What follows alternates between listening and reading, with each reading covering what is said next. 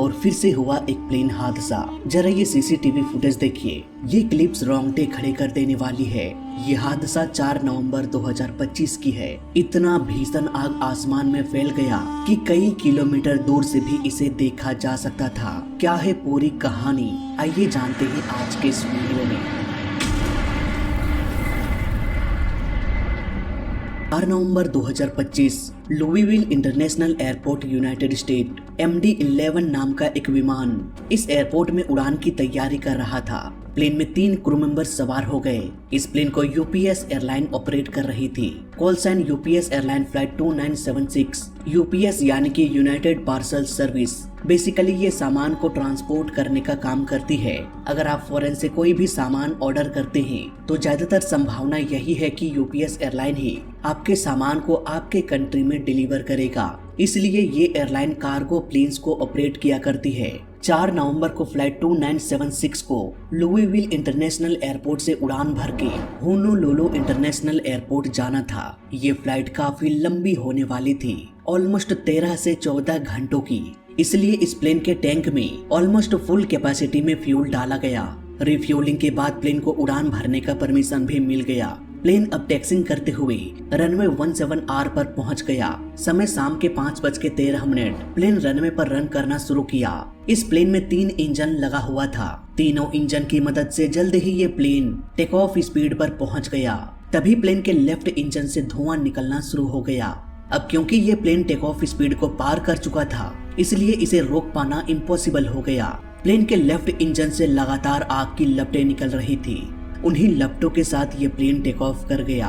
Plane almost 175 feet ऊपर उठा और फिर 344 किलोमीटर की रफ्तार से वापस से ये रोल करते हुए धरती से टकरा गया। इस कॉलिजन को कई सारे सीसीटीवी कैमरा और डैश कैम ने अलग अलग एंगल से रिकॉर्ड किया। इस क्रैश की वजह से कई सारे घर भी आग के चपेट में आ गया।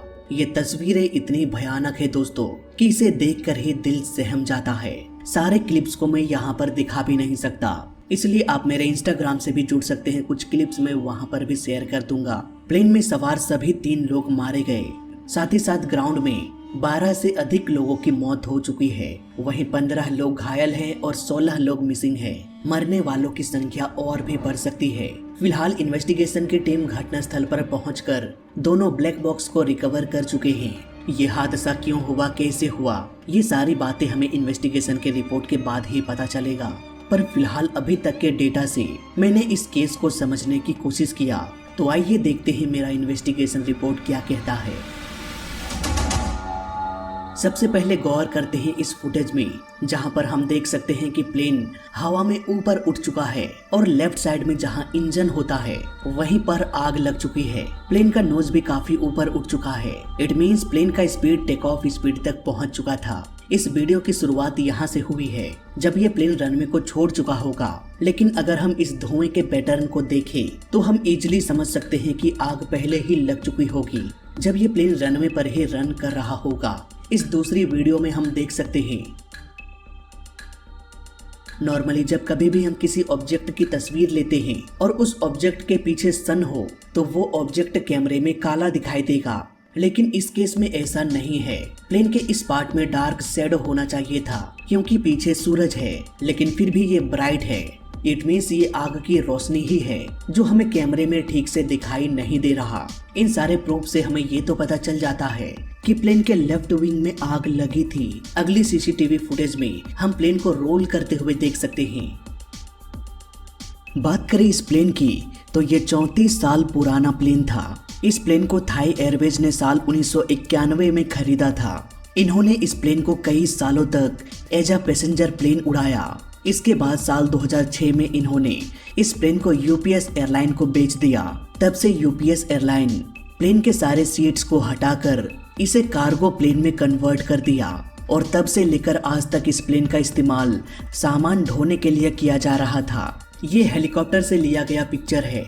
इतनी भीषण आग लगी होगी। इन सारी तस्वीरों को देखने के बाद लगता नहीं है कि सिर्फ 12 लोगों की मौत हुई होगी। अब सवाल ये आता है कि इंजन में आग लगी तो कैसे लगी। प्लेन के इंजन में नॉर्मली 2 कंडीशंस में आग लग सकती है। पहला, इंजन के इंटरनल पार्ट्स में खराबी की वजह से मे बी इनका ब्लेड्स डैमेज हो गया होगा, कंप्रेसर चैम्बर फट गया होगा या कुछ भी हो सकता है। और दूसरा कारण ये हो सकता है कि कोई बाहरी ऑब्जेक्ट इंजन के अंदर सक हो गया हो। हालांकि इसकी संभावना बहुत कम है क्योंकि रनवे पर ऐसी कोई ऑब्जेक्ट होता ही नहीं है जो प्लेन के इंजन को इतने भयानक तरीके से डैमेज कर सकता है। इसलिए इस हादसे की सबसे बड़ी वजह ये हो सकती है कि इंजन का मेंटेनेंस ठीक से नहीं हो रहा होगा। रिपोर्ट के अनुसार प्लेन में ऐसा कोई भी सामान नहीं था जिससे प्लेन क्रैश हो जाए या प्लेन में आग लग जाए। इस तस्वीर में हम देख सकते हैं प्लेन का राइट इंजन विंग से अटैच है, सारे लैंडिंग गियर्स डाउन है, लेकिन लेफ्ट इंजन विंग्स में दिखाई नहीं दे रहा। इट मींस प्लेन का जो इंजन है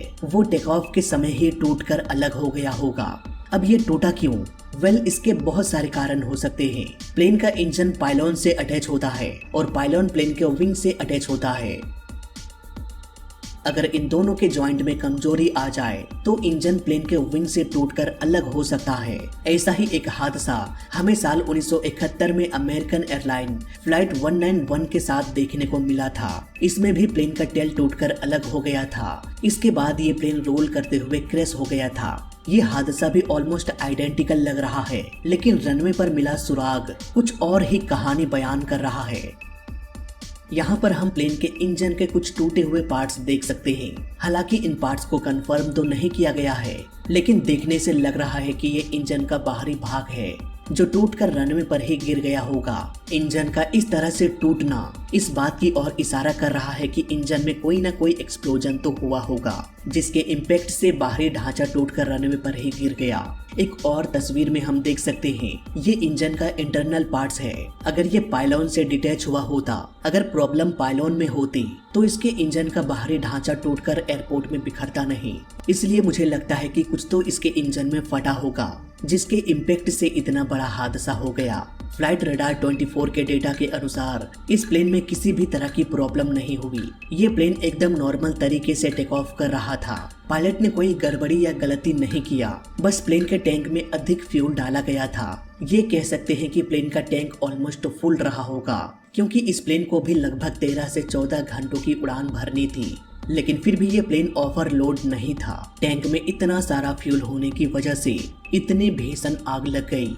आपको बता दें कि MD-11 और MD-90 इन दोनों ही प्लेन को मैकडॉनल्ड डगलस बनाया करती थी, लेकिन 1997 में ये बोइंग से मर्ज हो गया और अब इन प्लेन्स का पूरा कंट्रोल बोइंग के पास है। अब गलती बोइंग की थी या एयरलाइन की, ये तो हमें इन्वेस्टिगेशन के बाद ही पता चलेगा और इसके लिए हमें करीब 1-1.5 साल इंतजार करना पड़ेगा।